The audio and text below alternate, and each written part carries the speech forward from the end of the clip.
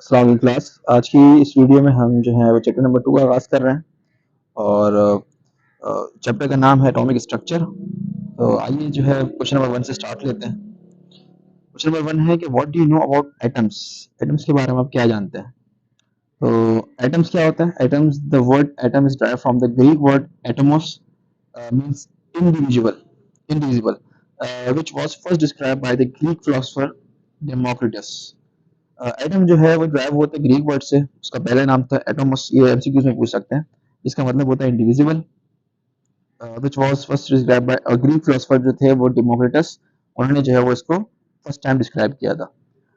Democritus believe that all matter consist of very small indivisible particles which are known as atoms.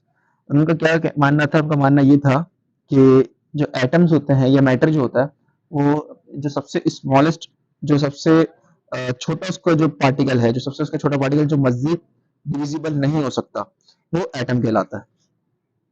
John Dalton, an English school teacher and chemist, suggests that the fundamental atomic theory, which explains that all elements are made up of indivisible particles called atom.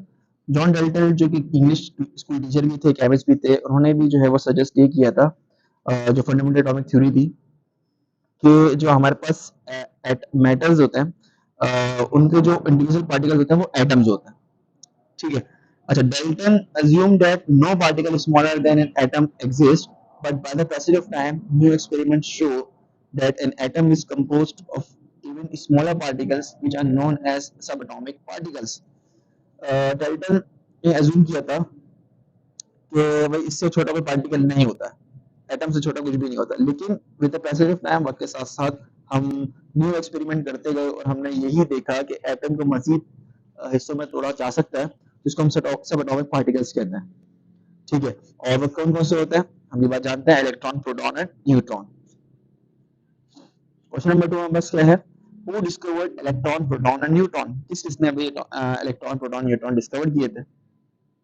Eight the end of 19th century, 19वीं century के आखिर में, sub atomic particles were discovered by different scientist. Different साइंटिस्टों ने इनको discover किया था।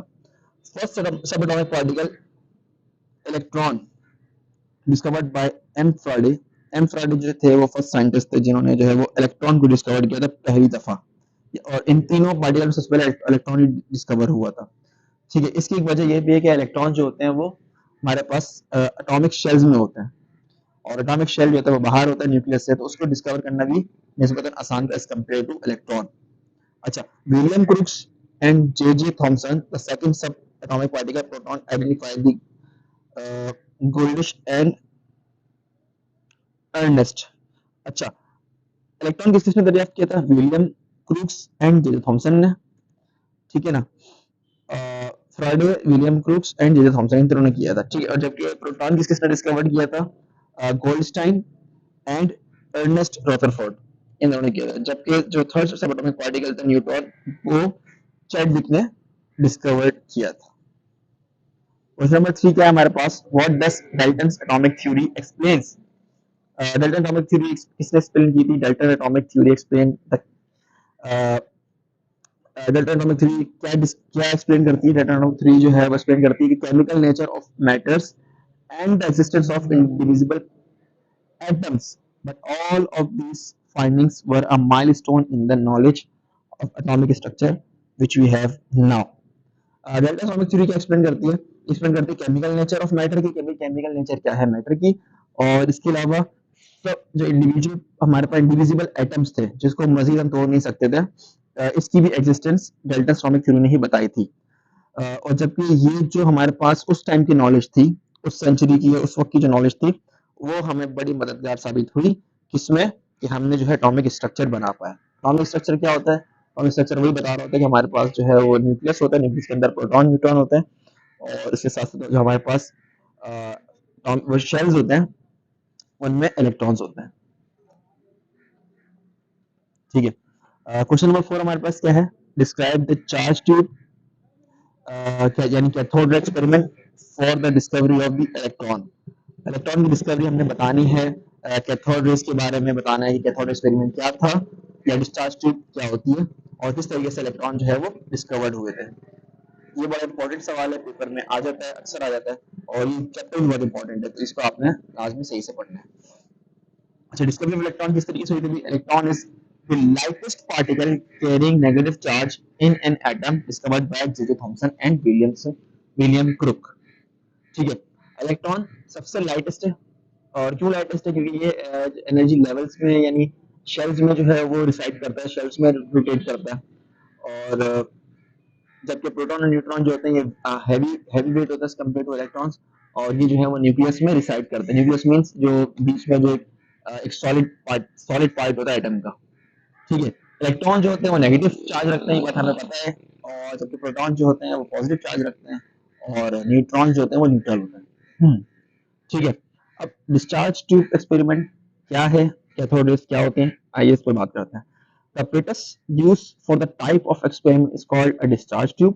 जो apparatus यूज किया गया था इस एक्सपेरिमेंट में, discharge tube कहलाता है, which consists of a glass tube fitted with two metal electrodes connected to a high voltage source and vacuum pump. ठीक है, क्या है भाई ये apparatus किस चीज का होता है? discharge tube ये एक ग्लास ट्यूब होती है, बहुत हार्ड ग्लास होता है, जब हम इसमें प्रेशर देंगे या प्रेशर रिलीज करेंगे तो उस पर फर्क नहीं पड़ता। ठीक है, तो ग्लास ट्यूब होती है, टू मेटल इलेक्ट्रोड्स। इलेक्ट्रोड्स क्या होता है? इलेक्ट्रोड जो होते हैं वो हमारे पास एनोड या कैथोड होते हैं। एनोड जो होता है वो पॉजिटिव चार्ज रखता है अपने ऊपर, और कैथोड जो है वो नेगेटिव चार्ज रखता है, और ये दोनों कनेक्ट होते हैं बैटरी से, और बैटरी जो होती है वो हाई वोल्टेज होती है। इट मींस कि दोनों टर्मिनल पे जो वोल्टेज होगी वो बहुत ज्यादा होगी इलेक्ट्रोड्स पे। ठीक है, इसके अलावा वैक्यूम पंप भी कनेक्ट है। वैक्यूम पंप क्या करता है? प्रेशर को रिलीज करता है, प्रेशर को कम करता है इनसाइड द चेंबर या inside the tube. When electrodes inside evacuated, discharge tube are connected with a high voltage source at low pressure, which is 1 mm of Hg. As high voltage current start passing between electrodes, a streak of bluish light originate and travel in the straight line from the cathode uh, positive electrode to a anode, any a negative electrode to a positive electrode, which cause glow at the wall of the opposite end. These rays are called cathode rays. अच्छा, हुआ क्या भाई? जैसे electrodes को हमने जो है क्या किया, एवेक्यूएट किया, इनसाइड एवेक्यूएट किया, ठीक है ना, जैसे ही उनको हमने चार्ज किया, जैसे हमने उनको बैटरी से कनेक्ट किया, हुआ क्या, और हमने जो प्रेशर है 1 mm of Hg रखा, और जो वोल्टेज रखा हमने बहुत हाई रखा, जिसकी वजह से क्या हुआ, जो हाई वोल्टेज था जिसकी वजह से करंट जनरेट होना शुरू हो गया। करंट जो है, करंट होता क्या है बेसिकली? करंट जो होता है फ्लो ऑफ इलेक्ट्रॉन्स ही तो होते हैं, हमने फिजिक्स में भी पढ़ी ये बात कि the flow of electron is called current. यहाँ पर भी फ्लो ऑफ इलेक्ट्रॉन ही तो हो रहा है, ठीक है, लेकिन हम जो हमारे पास घरों में जो करंट फ्लो होता है उसके लिए तो हमारे पास मीडियम होता है, जो कि तार होती है हमारे पास बेसिकली। तार कौन सी होती है? कॉपर की तार जो होती है, ठीक है, लेकिन यहाँ पर हमने कोई कॉपर की तार नहीं लगाई थी, यहाँ पर हमारे पास जो मीडियम वो एयर है, तो ये एयर में हमने प्रेशर इतना कम कर दिया है, इतना कम कर दिया है। और प्रेशर कम का मकसद क्या है कि हमारे पास जो एयर के पार्टिकल्स थे या हमारे पास जो एयर गैसेज होती हैं उनको हमने कम कर दिया, जिसकी वजह से फ्लो ऑफ इलेक्ट्रॉन होना बड़ा आसान हो गया है from one end to another end. ठीक है, तो जैसे ही हमने जो है वो ये तमाम कंडीशंस दी, कम वोल्टेज, ज्यादा वोल्टेज दिया, कम प्रेशर दिया, उसकी वजह से क्या फायदा हुआ हमें? एक करंट पास होना शुरू हो गया from cathode to anode. Cathode to anode क्यों? क्योंकि कैथोड पे नेगेटिव चार्ज था, एनोड पॉजिटिव चार्ज था, तो जो हमारे पास करंट फ्लो हुआ फ्रॉम नेगेटिव टू पॉजिटिव हुआ। ठीक है, तो ये बात यहाँ पे लिखी हुई है, और स्ट्रेट लाइन में पास हुआ from negative cathode electrode to positive electrode. अच्छा, जिसकी वजह से हुआ क्या? ब्लूइश लाइट जनरेट हुई, स्ट्रीक ऑफ ब्लूइश लाइट, यानी जो लाइट्स हमारे पास, जो हमारे पास इलेक्ट्रॉन फ्लो हुआ वो इमिशन ऑफ लाइट करता हुआ हमारे पास गुजरा है, जो कि ब्लूइश लाइट थी, और उसने हिट कहाँ पे किया? उसने पॉजिटिव पार्ट पे यानी कि पॉजिटिव इलेक्ट्रॉड्स पे हिट किया, अपोजिट एंड था वो, और जिसकी वजह से वो ग्लो होना शुरू हो गया। ठीक है, और ये जो रेस थे हमारे पास कैथोड रेस कहलाती हैं। ये हमारे पास एक्सपेरिमेंट है पूरा, इसमें हमारे पास ये जो बनी हुई है चेम्बर ग्लास का, ठीक है ना, ये हमारे पास ग्लास की ट्यूब बनी हुई है, दो कैथोड है हमारे पास, एक कैथोड सॉरी एक एनोड है, दो इलेक्ट्रोड्स है हमारे पास। ये एनोड पे पॉजिटिव चार्ज है, कैथोड पे नेगेटिव चार्ज है। जो एरोज बने हुए दिख रहे हैं आपको, ये हमारे पास बेसिकली इलेक्ट्रॉन का फ्लो है, जो कैथोड से एनोड की तरफ जा रहा है। वैक्यूम पंप अटैच है यहाँ पे, जो कि प्रेशर को कम कर रहा है, और जो हमारे पास इनसाइड जो एटमॉस्फेयर है वहाँ पे वेरी लो टेम्परेचर है, ठीक है। और ये जो हमारे पास बैटरी है वो हाई वोल्टेज जनरेटर है, और यहाँ इस पूरे एक्सपेरिमेंट की वजह से हमारे पास जो है वो production of the cathode rays हो रही है। बहुत इंपॉर्टेंट चीज थी कि आपको आनी चाहिए, और कोई मसला हो, कोई सवाल हो तो आप मुझसे पूछ सकते हैं, नंबर मेरा जो है वो अटैच होगा डिस्क्रिप्शन में। अच्छा, Jerry Thomson justified that these rays were deflected towards the positive plate in an electric and magnetic field, which shows that these rays possess negative charge due to this negative charge. अच्छा, हुआ क्या कि हमारे पास Jerry Thompson ने यही identify किया, ये जो हमारे पास रेस थी वो डिफ्लेक्टेड हुई है पॉजिटिव प्लेट्स की तरफ, सही है ना। और इनकी जो इन्फ्लुएंसेशन आई है, यानी कि जो ये असरअंदाज हुई है, मैग्नेटिक फील्ड में भी असरअंदाज हुआ है। तो इसका मतलब यही उन्होंने कैलकुलेट किया कि भाई हमारे पास जो ये रेस जनरेट हुई है ये नेगेटिव चार्ज रखती है, ठीक है। The particle was named electron, बाद में इसका नाम जो इलेक्ट्रॉन रख दिया गया था। This electrons were obtained from the gas in the discharge tube, which proves that the electrons are constituent of all matters. अच्छा, ये जो वही इलेक्ट्रॉन थे, ये गैसेस से भी जो है वो जो इनसाइड द गैस थी, भले कम थी लेकिन थी तो सही, मौजूद तो थी, ठीक है।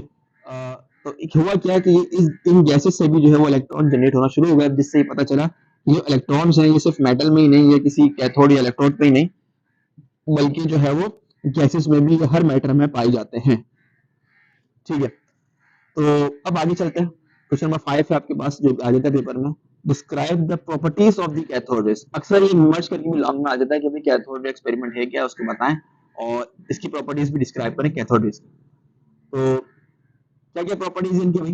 दे travel in a straight line from cathode towards anode.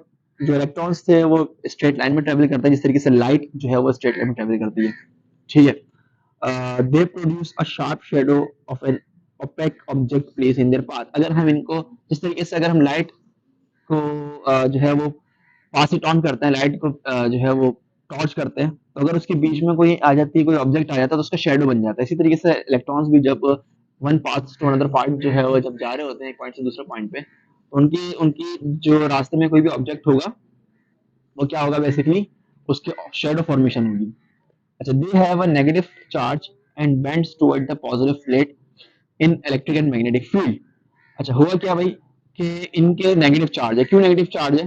क्योंकि ये बेंडिंग शो करते हैं टुवर्ड्स द इलेक्ट्रिक प्लेट्स भी और मैग्नेटिक प्लेट्स भी, क्योंकि हम जानते हैं कि मैग्नेटिज्म भी जो है वो पॉजिटिव और नेगेटिव जो है वो रखता है, सही है ना, चार्ज रखता है। तो ये जो हमारे पास बेंडिंग शो हो रही थी, टुवर्ड्स द मैग्नेटिक फील्ड भी शो हो रही थी और टुवर्ड्स द इलेक्ट्रिक फील्ड भी शो हो रही थी। अच्छा, this rays when striking with glass and other material cause material glow। अच्छा, जब भी ये हमने अभी एक्सपेरिमेंट में पढ़ा था कि जब भी किसी मटेरियल से टकराती है, भले वो जो है वो एनोड ही क्यों ना हो या भले कुछ भी हो, तो वो जो मटेरियल था वो ग्लो होना शुरू हो जाता है, ठीक है। अच्छा, अभी ग्लो क्यों हो रहा है ये उन्होंने बताया तो नहीं, लेकिन मैं आपको बता देता हूँ। क्योंकि जब भी हमारे पास जब भी कोई चीज हाई एनर्जी के साथ किसी चीज से टकराती है, ठीक है, तो उसकी वजह से जो एनर्जी रिलीज होती है या एनर्जी जो पास इट ऑन होती है, उसकी वजह से जो है मटेरियल ग्लो करना शुरू कर देता है। The E by M charge, E by M charge क्या होता है? इलेक्ट्रॉन बाय मास, ठीक है। जो हमारे पास मास मास रेशियो है कैथोड पार्टिकल का वो है 1.7588 × 10⁸ coulomb per gram. This is the same for an electrons regardless of any gas in a discharge tube. अच्छा, ये जो आपके पास ई बाय एम रेशो था, ये सबके लिए जो है क्या है, सेम है, भले आपके पास गैस कोई भी हो। इट मीन्स इससे क्या पता चला आपके कि हमारे पास कोई भी मैटर हो, कोई भी स्पीशी हो, कोई भी सब्सटेंस हो, कोई भी एलिमेंट हो, उसके जो इलेक्ट्रॉन का जो मास होगा और जो उसका चार्ज होगा, दोनों चीजें, चार्ज भी यानी नेगेटिव चार्ज इसमें कितना है और साथ साथ कि उसका मास कितना है, इसका अगर हम रेशो निकालेंगे तो हमेशा सेम होगा, which is 1.7588 × 10⁸ So they can produce mechanical pressure indicating they possess kinetic energy। थोड़ी देर पहले मैंने आपको ये बात बताई थी कि ये जो है मैकेनिकल प्रेशर, यानी अगर कोई हम ऑब्जेक्ट रखते हैं, मूवेबल ऑब्जेक्ट रखते हैं, तो वो मूवेबल ऑब्जेक्ट जो है वो मूव करना शुरू हो जाएगा अगर हम उसको पाथ में रखेंगे इलेक्ट्रॉन्स की। इसकी वजह से क्या होगा आपके पास कि इससे हमें क्या अंदाजा होगा कि जो हमारे पास इलेक्ट्रॉन्स हैं या कैथोड रेज हैं, वो अपनी जो है काइनेटिक एनर्जी पोजेस करते हैं, नहीं कोई ना कोई एनर्जी अपने पास रखती हैं। अच्छा, आगे क्वेश्चन नंबर 6। क्वेश्चन नंबर 6 क्या है? अब आज हम इलेक्ट्रॉन का यहाँ तक था, ये पेपर में पूरा सवाल आ जाता है, दो जो हमने ऊपर पढ़े एक साथ भी आ जाता है, और इसी तरीके से नीचे भी यही चीज होगी कि आप गोल्डनस्टाइन एक्सपेरिमेंट बताएं for the discovery of electron, and साथ में आप प्रॉपर्टीज ऑफ प्रोटॉन भी बता दें। अच्छा, डिस्कवर प्रोटॉन क्या है भाई? The proton is a positive charge particle discovered by Goldstein in 1886। MCQs में आ सकता है कि भाई किसने डिस्क्राइब किया था? गोल्डस्टाइन ने किया था। कब किया था? 1886 में किया था। अच्छा, जे जे जे जे थॉमसन जो है investigated the properties of the proton इन 1897।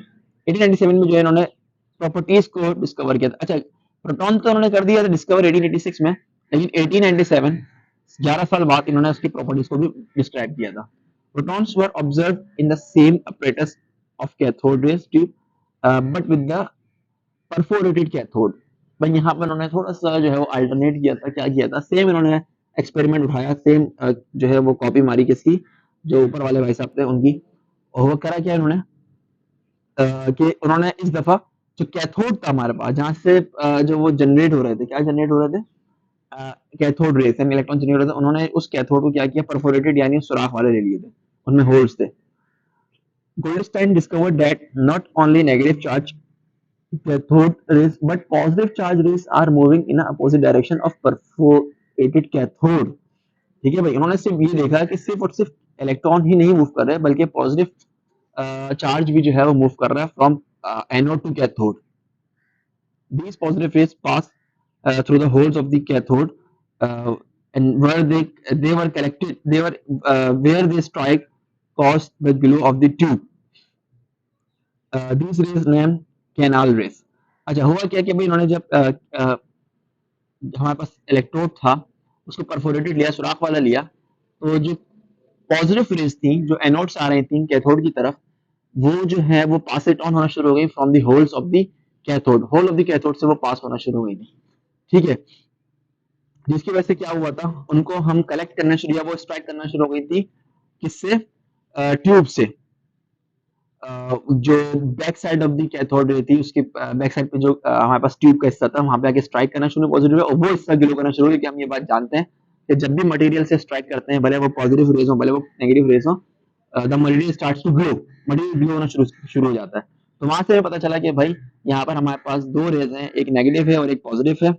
ठीक है, पॉजिटिव वाली जो है वो एनोड से कैथोड की तरफ जा रही है, नेगेटिव वाली कैथोड से एनोड की तरफ जा रही है। और चूंकि हमारे पास जो पॉजिटिव रेज थी वो होल्स से जा रही थी, तो होल्स को हम कैनाल्स भी कहते हैं। ठीक है, कैनाल्स जो कैनाल्स हमारे बेसिकली जब हम ट्रेन ट्रेन से जा रहे होते हैं, जो हमारे पास जो पहाड़ों से जो सुराख होता है उसको हम कैनाल ही तो कहते हैं।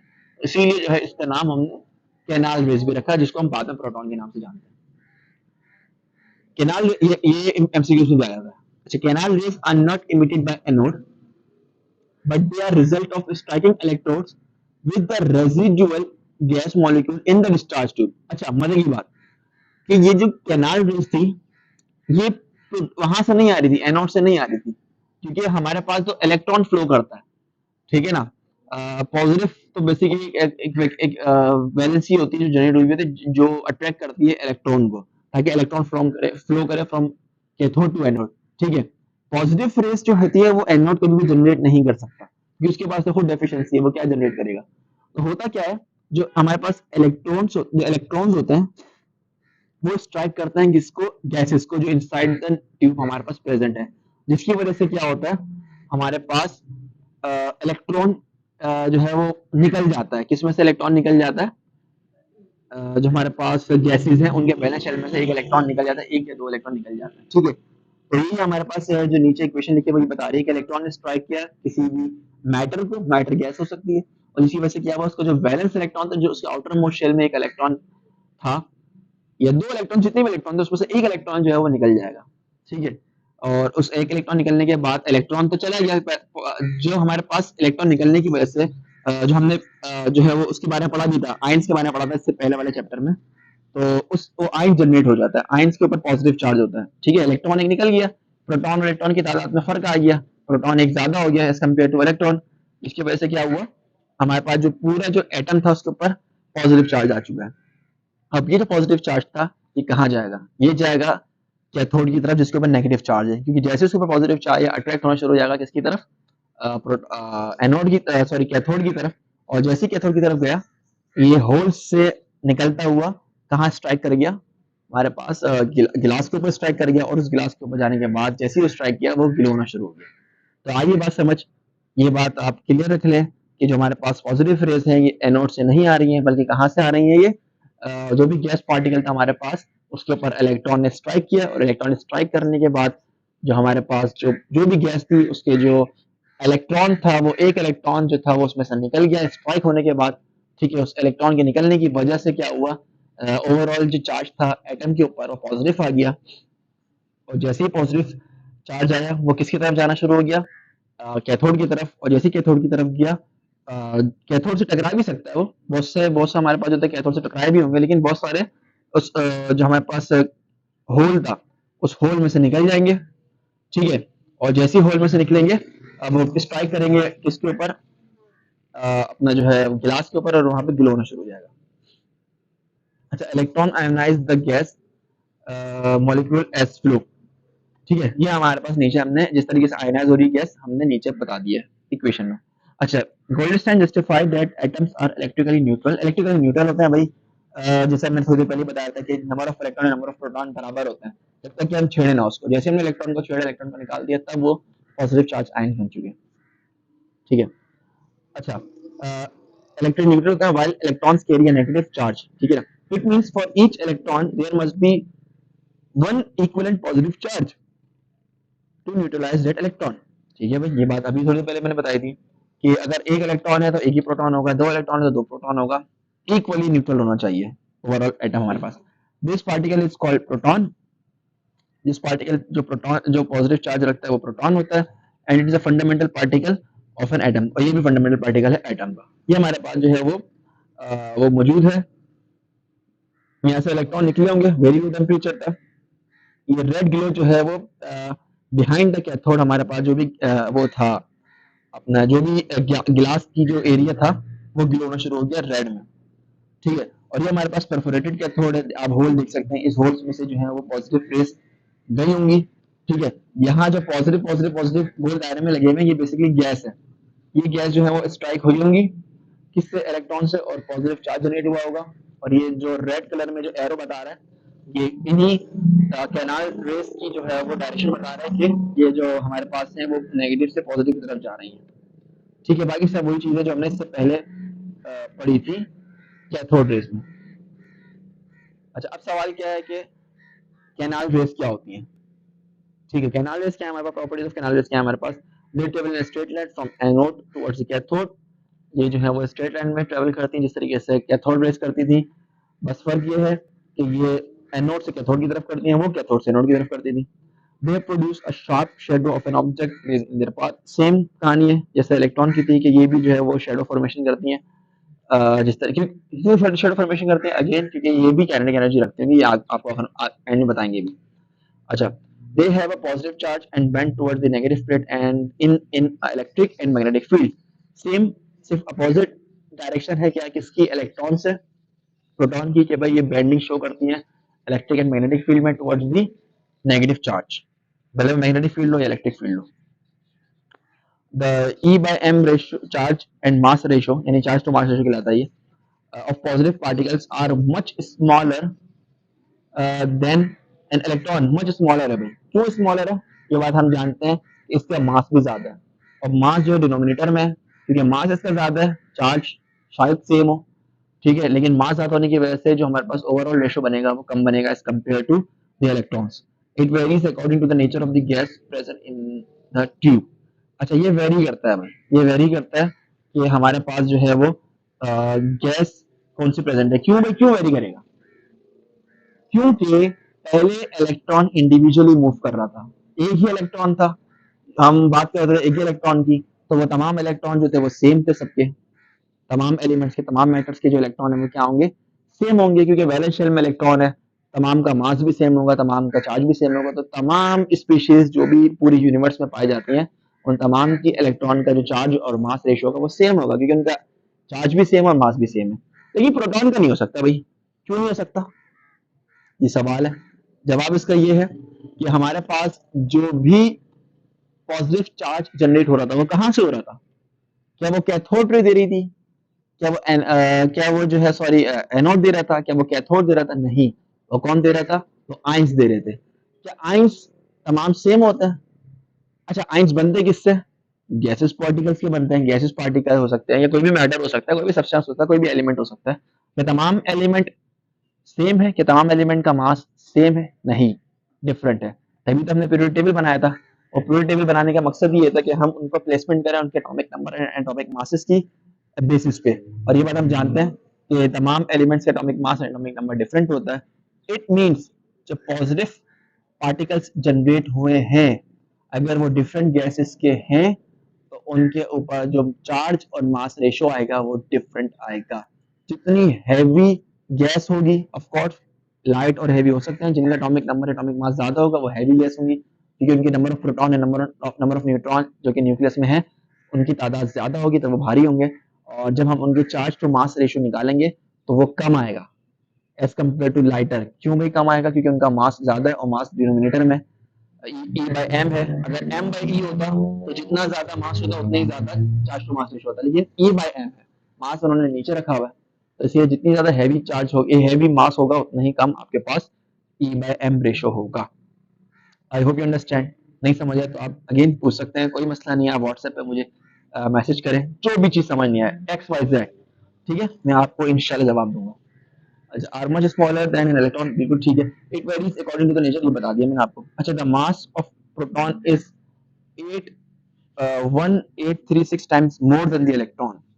अब चूंकि ये न्यूक्लियस में रिसाइड करता है, मींस ये हैवी होगा इलेक्ट्रॉन से, और ये मूव भी नहीं करता जिस तरीके से इलेक्ट्रॉन मूव करता है अराउंड द क्या कहते हैं एनर्जी लेवल्स, तो इसका मास भी ज्यादा ही होगा। और कितना ज्यादा? 1836 टाइम्स ज्यादा इलेक्ट्रॉन से।